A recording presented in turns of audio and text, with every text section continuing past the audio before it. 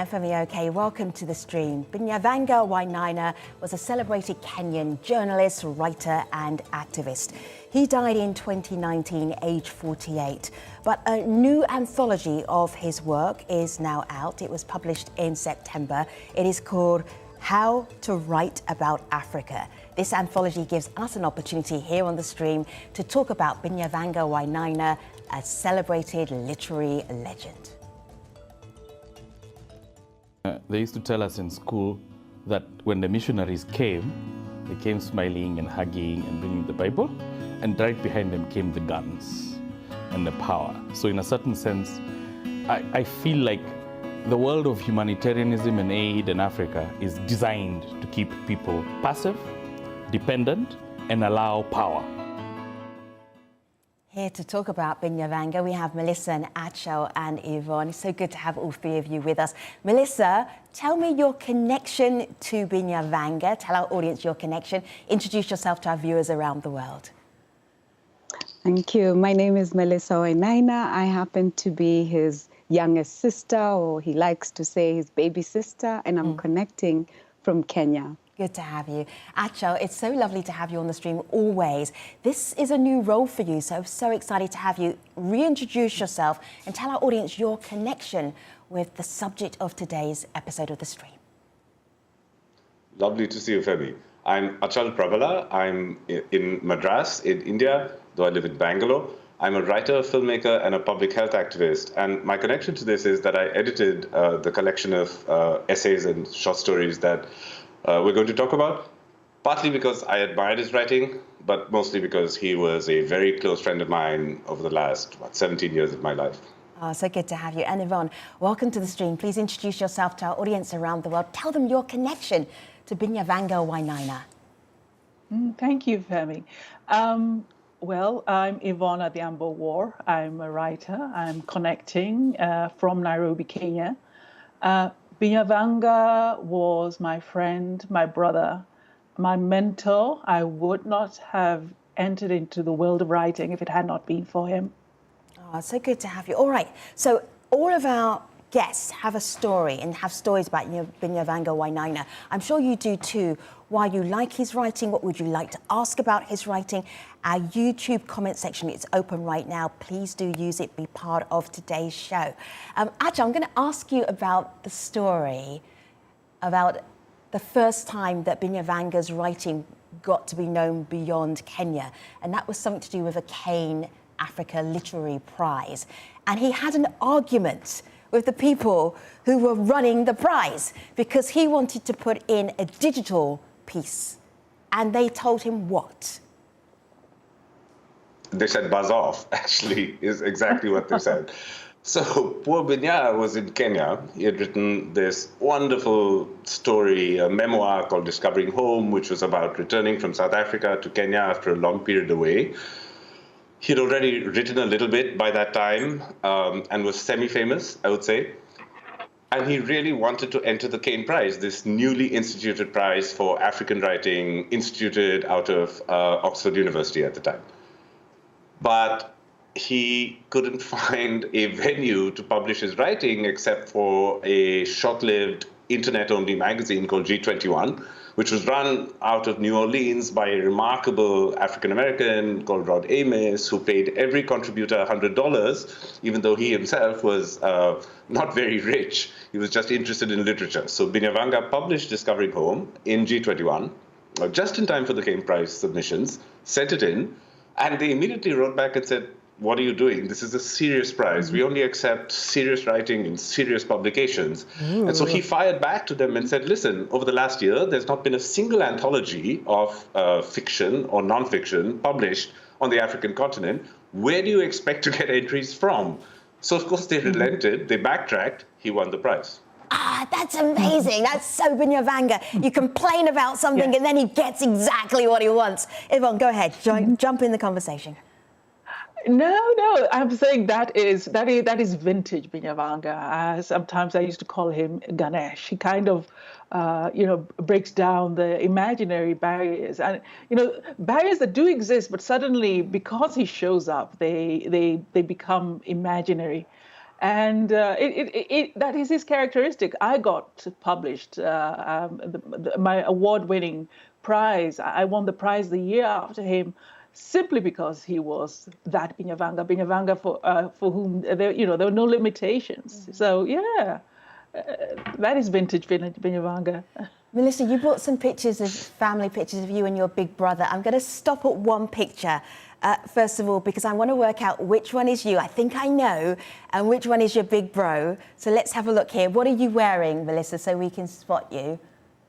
Well, I'm the tiny one at the front. Just oh next my to goodness. and which one is Binyavanga?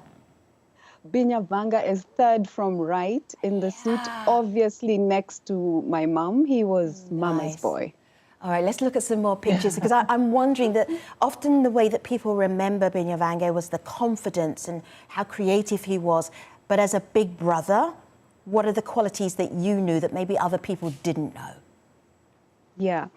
I mean, he was larger than life, to be very honest, and he was very opinionated, sometimes too opinionated, but it was all in his way of love. That was his love language. His love language was all about living life, being vivid. He's the one who made me go to my first bar. He made me have my first drink. He's the one who dressed me up in high heels. He would get me to go on dates and say, my sister is kind of hot. So that's typical Binyavanga for you. I am going to bring in Fungai, who we spoke to a few hours ago, and she remembered an extraordinary meeting with Binyavanga. This is her story, and then Achal, have a listen to the story, and I want to know the first time that you met Binyavanga. Here's Fungai first of all. I first met Binyavanga Wainaina in 2011 at a launch of his book in London. And so I had gone along and I'd wanted to purchase a copy of the book. But once I got to the front of the line, all the copies had sold out. But he spoke very briefly to his agent, and a copy of the book emerged, the final copy of the book emerged. And he graciously offered it to me for free and autographed it. And I think that's an example to me of what Binyavanga stood for and wanted, was an intergenerational kind of conversation, bringing in younger people into conversations about narratives about Africa and shifting those narratives. Achal, go ahead. Your first meeting. I work primarily as a public health activist, but I'm a dormant writer. And at one point, many years ago, I used to be able to do both things at once. And I wrote a series of articles with a friend of mine in Johannesburg, where I lived at the time. I worked at a trade union, on nightclubs in South African townships, and also strip clubs in inner city Johannesburg. The colleague I wrote it with was Cameroonian, living in Joburg, who's now a Benedictine monk in Rome. So sort of unbelievable all around. We didn't think anyone would be interested in these stories. And then I got an email out of the blue from Binyavanga saying, oh, I read this. And a common friend of ours had been trying to connect us. So I think he knew. But I think he might have literally been the one person in the world who read those stories, because they were quite obscure. I was thrilled. He had already written How to Write About Africa at that time. So it was a minor celebrity I was hearing from, and I was delighted. I met him for the first time in the United States and then subsequently in London. And the first thing that I recognized instantly when I met him, I think, is that this is going to be a dangerous relationship, because I will suffer from a lack of sleep. Honestly, we had so much to say to each other, so much to say, that I knew unless I work very hard to extricate myself from that, I might never sleep when I meet him. And I would prepare myself actually for days and weeks of sleeplessness every time I met him, because it just seemed like we had too much to talk about. And it was literally almost to the point of being dangerous, but it was just unbelievable. I've never met anyone like that, I think, where I've instantly known that I could talk to him for the rest of my life without being bored. If there was one conversation that comes back to you, sometimes when you miss someone and you're thinking, oh, there was that one time when we talked about this. What is the conversation that comes back to you, Achal, that you know you stayed out way too late to have, that you will never forget? This is a very strange one. In 2014, Binyavanga wrote an essay called I'm a Homosexual Mom, which is not in the collection that you hold in your hands, Femi, because the collection that you hold is the first half of his writing career, and this is for volume 2, whenever that comes out. But this was an essay that stunned the world. He wrote it, published it in African magazines, in Chimurenga in South Africa, in Africa as a country. And it really stopped the world in its tracks. It was quite amazing. But the night before that, we had a conversation for about 8 hours on paganism and spirituality and homosexuality, which is something that I was interested in. He was very interested in. It was the most profound conversation that we'd ever had, I think, on something serious, because we didn't often get to talk about serious things. But it was eye-opening in a way for me and for him. We'd both been interested in this, but hadn't actually discussed it with each other because we thought, I think, both a little embarrassed about it, honestly. But that day, for some reason, we decided to sort of let all the walls down and talk about it. And it was fantastic. And I went to sleep at sort of 4 a.m. And then somehow he also found the time to write I'm a Homosexual Mom, publish it to global acclaim. Was he even a human being? I have no idea how he did this. When I was reading this anthology of Binyavanga's early work, what occurred to me was that he was writing for Africans. He didn't explain things. Like I was reading part of this and I was in Joburg and I was eating pap, quite a lot from Joburg. Yeah. And there's a lot of pap in this book. And he doesn't tell you what it is. And if you don't know, you have to go and find out. But there were lots of little treasures and gems that as an African, as a Kenyan or as a South African or a Nigerian, that you appreciate that he is writing for us. For Africans, for Kenyans. Yes. He's writing for us. And if you're not sure what it is, sometimes he explains it, sometimes he doesn't. I love that. How about you? You know what Binya did for us, beyond just the writing. He exploded the space. Kind of the literary burgeoning that you saw on the continent was primarily because of the madness and craziness and the bigness of this daring and unusual and absolutely loving human being. And he inhabited the continent in right to his marrow, without apology. And the idea of story as a way of seeing not only ourselves, but using story to see the world and speak back to the world, but speak the world in this, to use his own words, in this kind of book, independent, creative, and free kind of way. I don't think we will ever be able to do enough justice to the meaning of what he provided for us by just simply telling a story, and by simply showing the fact that the stories we needed to tell were our stories. When Caine first emerged, a lot of the gatekeepers referred to our generation as navel gazers, because we were writing about ourselves, we were reflecting about ourselves, we were, reflecting on the landscapes of our being that were beyond the particular narratives that were, unfortunately floating all over the world. And I think it was because of we felt kind of shielded and protected by just the strangeness and marvel that was our Binyavanga. And Caine, if you look on my laptop here, is a digital online resource for writers. And this was something that Binyavanga set up with his prize money from the Caine Prize. I'm going to read this out here. Melissa, could your brother cook? Coconut milk. I was not expecting to find recipes, like proper recipes, in an anthology. Split coconut in half, remove coconut water, set aside, remove flesh from shell. He writes about food as beautifully as he writes about life in Africa. Could your brother cook? I'm guessing he could because he loves food.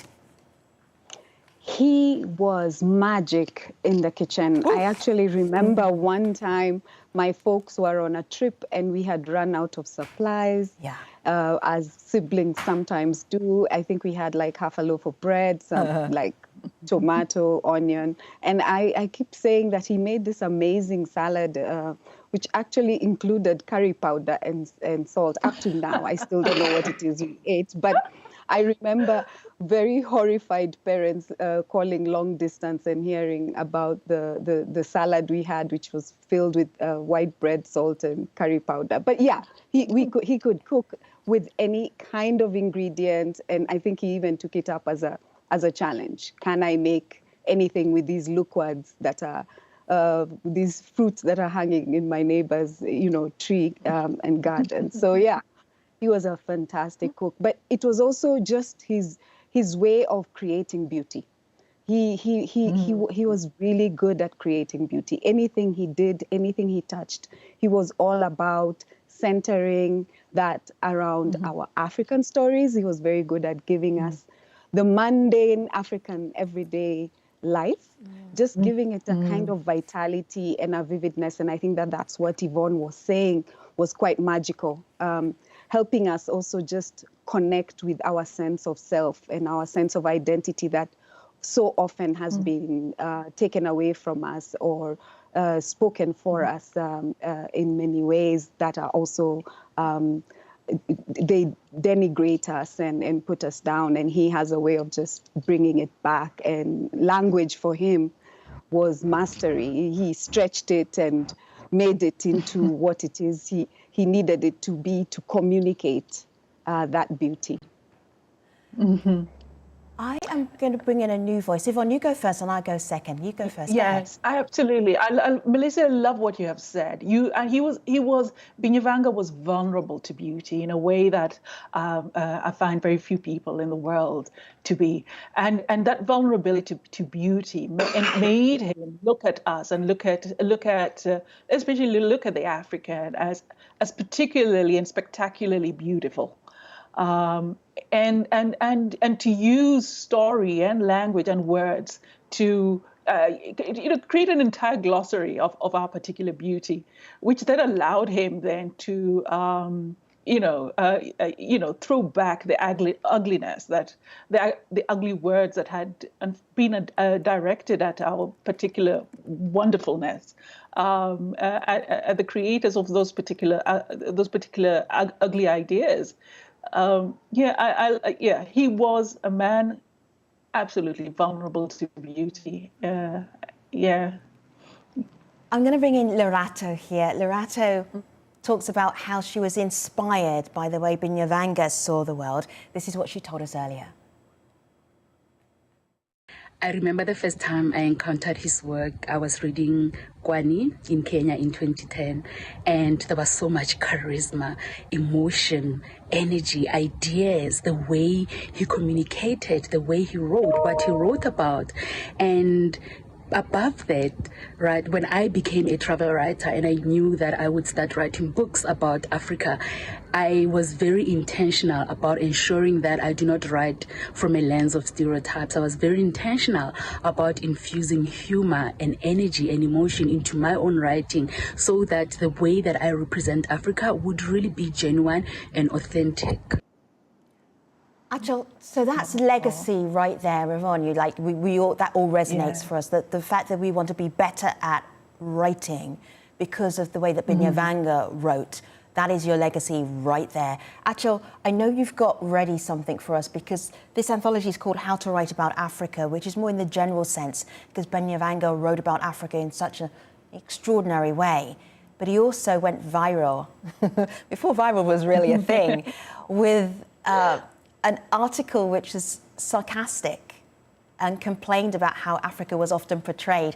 It went so viral that people started to tell Binyavanga, have you seen that article, How to Write About Africa? And it was like, I wrote it. Would you read a little bit of it? Because every time I hear it, every time I see bits of it, I say, oh my goodness, this is still relevant. Achal, do the honors, please. I'd love to. Thank you. Sorry, I just have to get this off my screen. Give me a second, please. Never have a picture of a well-adjusted African on the cover of your book or in it, unless that African has won the Nobel Prize. An AK-47, prominent ribs, naked breasts, use these. If you must include an African, make sure you get one in Maasai or Zulu or Dogon dress. In your text, treat Africa as if it was one country. It is hot and dusty. It is hot and, I'm so sorry. It is hot and dusty with rolling grasslands and huge herds of animals and tall, thin people who are starving. Or it's hot and steamy with very short people who eat primates. Don't get bogged down with details or precise descriptions. Africa is big, 54 countries, 900 million people who are too busy starving and dying and worrying and emigrating to read your book. It's still like we're laughing, but we're laughing through our tears because that is still so true. Yeah. It's something that Siku mentioned as we were talking about Binyavanga and his legacy in this particular article that everybody knows and loves so much. Here she is. The essay that he wrote, How to Write About Africa, an essay that he wrote decades back, is that it's still so relevant today as it was at the time he wrote it, but also it's relevant not just for global media coverage of the continent, but Africa media coverage. So the same stereotypes that prevail in global news media tend to dominate news media on the continent. And this points to a big challenge, which is actually that of money and power and influence, because African media houses are usually underfunded to the extent where they need to rely on global media houses for their coverage. Yvonne, I am thinking of a time when Binyavanga came onto the stream. This was back in 2015, and we were all so excited. We were doing a show about things that you don't really appreciate about the African continent. But before I play a clip, I think it's really important for us to just stop for a moment and just appreciate how much he was a steward of other people's writing, how he spent time and nurtured them and encouraged them. And he did that to you. Can you very briefly tell us how he encouraged you to write? He saw me as a writer long before I recognized myself as that. I wrote the first work of fiction that I ever produced, The Weight of Whispers, which ended up winning the 2003 Caine Prize. I actually wrote it to get Binyavanga off my back. All right. He would call. Yes. All right, so you wrote it to get him off his back, and so he was there. He was there as your mentor. So in 2015, yes. I asked Binyavanga a very specific question because whatever he's reading, that would be good for us to read as well. Let's have a listen to that interview back in 2015. At this time of crazy growth and in creation and invention, I think it's very, very important that we spend more time listening to ourselves and telling ourselves our own stories. Right. So Binyavanga, if you could recommend one book for our international audience to read, what would be that one book? Dust by Yvonne Awor. It was my favorite novel last year. Nice. Didn't even hesitate. There's a Kenyan writer called Yvonne Awor who wrote a great novel called Dust. All right. So it's Binyavanga, an epic. You will cry, you will laugh, you will cry again, you will laugh, you will love. Wow. Who knew?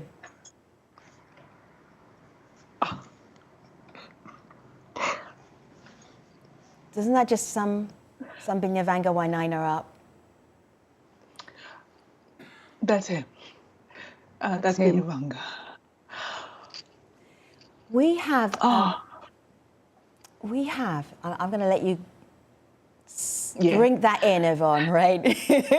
Because he wasn't always polite about your work. The first time you showed you his work, he said it was not good. But he used Anglo-Saxon vocabulary to say that. We have young people who are watching right now. Achal, very quickly, we've got 30 seconds to do this. What do you think that Binyavanga still now can communicate to young Africans in a single sentence? What would that be? Binyavanga wrote better than anyone else because he lived better than anyone else, honestly. All right, so Shivant. He found a way. Yeah. So our young audience who's watching right now, Shivant Trivedi, that was a question that you had answered. Shivant, you just got to live better than anyone else. We've been talking about Binyavanga Wainaina and the anthology How to Write About Africa. It is now in bookstops. Enjoy.